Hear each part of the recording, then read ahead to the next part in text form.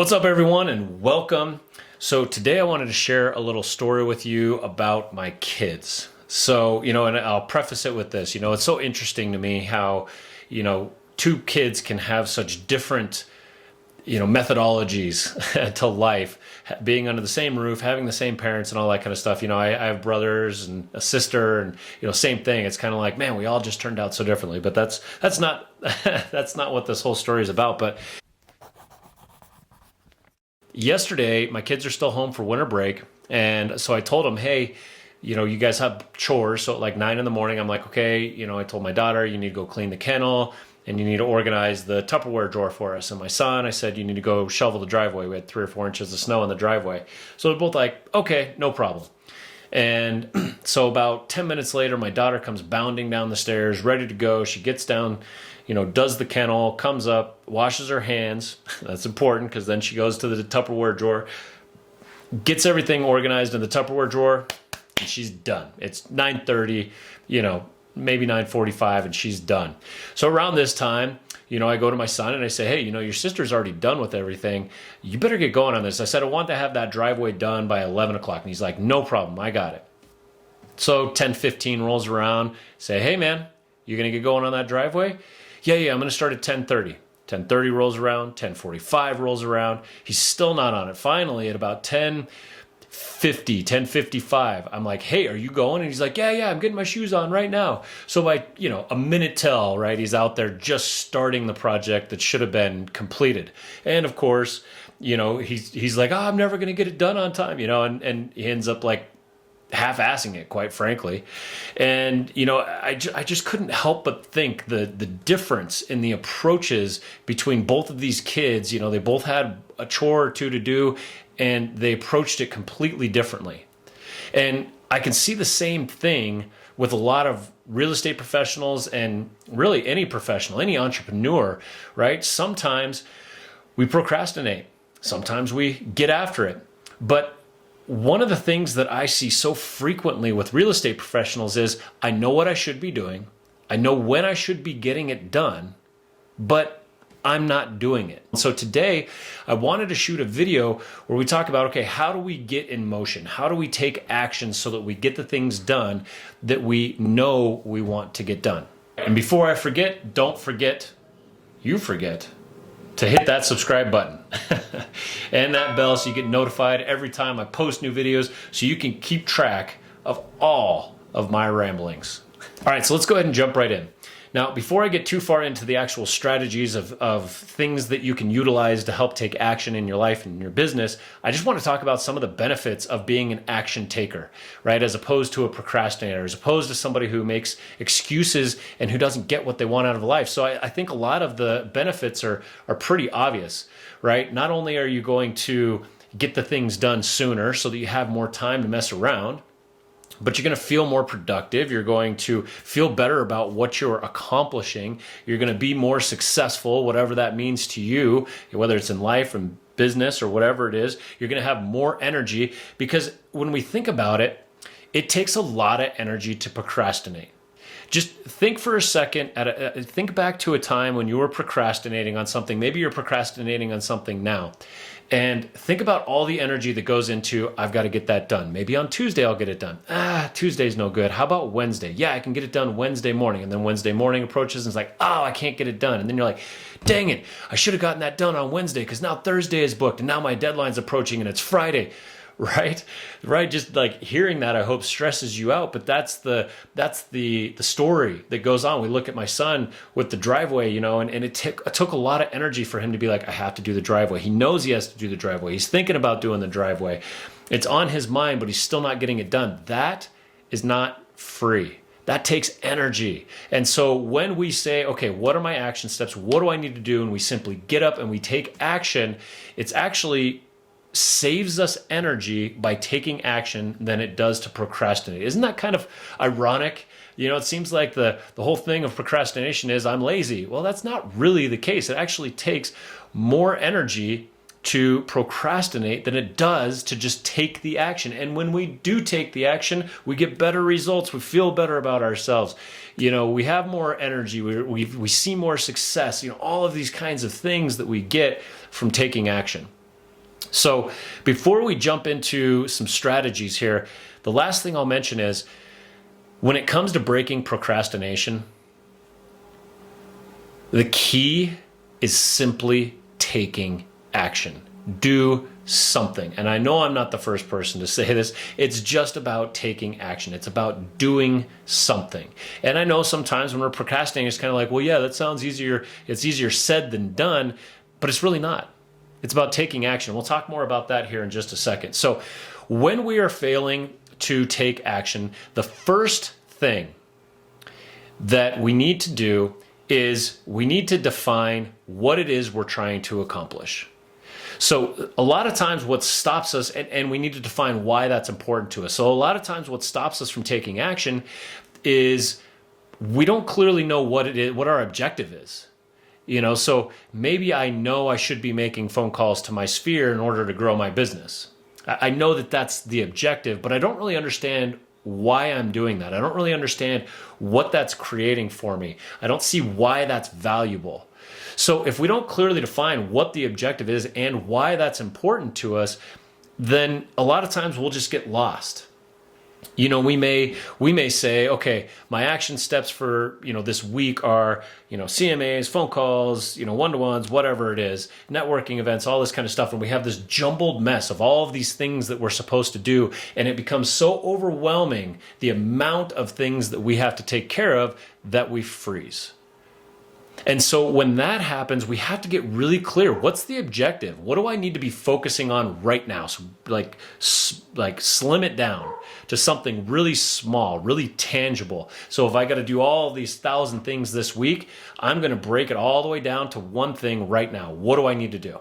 I need to make 20 phone calls or whatever it is. Okay, great. That's my objective. Now, why is that important? Because if I make 20 phone calls, it's going to help me grow my business, or, I'm going to get more CMAs that I can work on, whatever it is, right? So the first step is to define an objective and why that objective is important. And remember, that objective needs to be small and it needs to be very precise. The smaller you can get it, the better. Now, the next thing, and I've already kind of talked about this is take action. Take the smallest piece of action. When I was in college and I had to write a term paper or something like that, I would sit down to my computer and the first thing I would do is I would write out a title, because the title is the most fun. I get to be creative and think about what the topic is and whatever. The next thing that I would do is I would just start writing out a bunch of ideas. What are the topics that I'm going to cover on this paper? And that was it. That was my whole objective. Okay, just write the title. Then I would write the title. All right, now what are the main topics? Okay, they're 1, 2, 3. Okay, great. All right, now I'm going to work on one topic, and I'm going to write that one topic. So what I'm doing is I'm chunking down the big project into something very, very, very small. So on days, like if we relate this to real estate, on days when I have to make phone calls, I know that I've got a bunch of people that I need to call, and I'm just not feeling it. Or maybe I have to do 5 CMAs today and I'm just not feeling it. All I do is one small thing. If I got to make phone calls, I'm going to call one person. I'm going to find the person that I want to talk to most on my list. I'm going to call them first, because that just that gives us momentum. It gets us moving forward. If I have to do CMAs and I really don't want to do them that day, well, then all I'm going to do is I'm going to open up the MLS system. That's it. I'm just going to open up the MLS system. And then once I have the MLS system open, then it's just a matter of popping in an address. Now I'm looking at some properties. Boom. It took me 10 seconds. It was a small action. It was not big. It was not hefty. It was not, challenging to do. It was simply taking action. Taking action. It's so important to just take any kind of action. I can't say this enough, and you'll probably hear this a lot in a lot of my videos, but it's just about taking that first step. The third thing to help overcome procrastination and keep things moving forward is keep your momentum. So you can tell yourself whatever you want. I'm sure you've experienced this at some point where you're like, yeah, I'm only going to, ride my bike for 3 miles today or whatever, and you end up riding it for 10, right? You can tell yourself whatever. All I'm going to do is open up the MLS, and then I'm going to be done for the day. You can tell yourself that. But once you open up the MLS, you're going to kind of be like, okay, cool. Let me put in an email or put in an address for a CMA. Okay, cool. Let me look at some of these properties. Oh, wow. Look at this house that's sold over here. Oh, yeah. Okay. Oh, yeah. This property is probably at this, all of a sudden the creative juices start flowing. You get into a rhythm. It's kind of a natural progression. And so then the third component of this is you've taken those small steps. Now that you're in a rhythm, now that you've got some momentum going, keep it going. Turn your phone off or upside down so that nobody can call you, nobody can distract you. Don't allow yourself to get onto Facebook or email or any of that kind of stuff. Just stay the course. You know what the objective is. You know why it's important to you. You have taken the action to actually get the ball rolling, and then keep it going until you see it through to the very end. See it through to completion. See, my son and I have this we'll call it an argument right now. And so I keep looking at him, and he does these jobs. He does 90%. And so I call him over now, and I'm just like, Caleb, 90%. He's like, what? And I'll take him out, like with the driveway, did 90% of it. I take him out there. I'm like, dude, you had 10% left. Why didn't you just finish it? You had 10% left. Listen, there are so many people in this world who are comfortable and okay with doing 70, 80, maybe even 90%. That's like a huge portion of our society who's okay with 70, 80, 90%. The question is, are you okay with that, right? Here you are, you're finally sitting down, you've got some momentum. Are you okay with stopping at 70?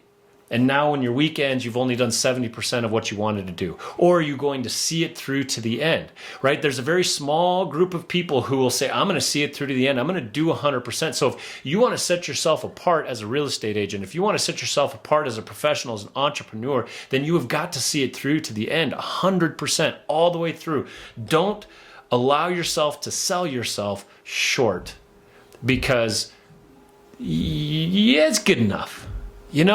You've taken all of these other steps that are important, and now you're moving. Keep that momentum going forward so that you can accomplish the goals that you set out to accomplish. If you sell yourself short right at the end, you're going to get the same results as everybody else. You're going to get the same results that you've been getting. When you see it through to completion, all of a sudden you start seeing that there's no magic to success. There's no magic. It's just showing up, taking action, and seeing it through to the end. It truly, truly is that simple. Now, as I'm sure you can see, this is a subject that is definitely, near to my heart. And trust me, I procrastinate all the time. I've gotten much better at not procrastinating.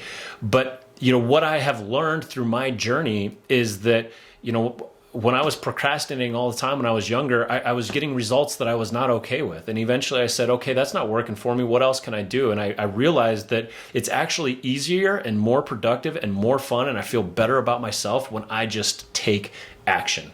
Get something done. I don't have to think about all of it right now. Just take some action and get something done. And when I do that, good things happen. Good things happen. And so I want to, continue to, present this message out into the world and help encourage you to do the same thing and take action, eliminate procrastination in your life so that you can create the life that you wanted, the lifestyle that you want, the business that you want. It really just starts with understanding what you want, why that's important, taking small action and seeing it through to the end. It's really that simple. I know I've already said that and repeated it a couple times, but like I said, this is a topic that I'm very passionate about. So, I really appreciate you sticking around. If you have any other questions about this, or you ever just need to, maybe you need somebody to help push you forward a little bit, feel free to reach out to me anytime. I'm easy to find. I'm always here to help support you in your journey however I can, because God knows I had plenty of support in my journey as well. So with that being said, thanks so much for watching. Here's to your journey in our world, my friend. Make it a fantastic day, and I will see you soon.